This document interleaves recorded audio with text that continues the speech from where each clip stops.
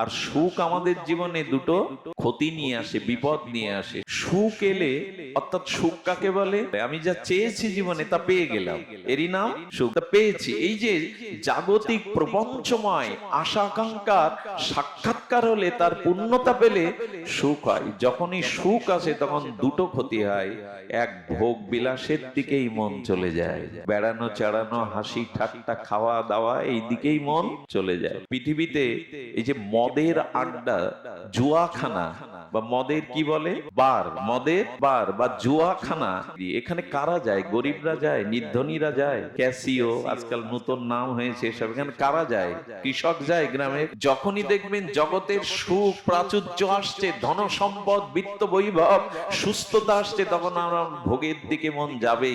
যদি কারো না যায়, তবে জানবেন গোবিন্দ আপনার বিবেক টেনে ধরে আছেন, গোবিন্দ স্বয়ং ভার নিয়েছেন, এই জন্য ওই পথে যায়।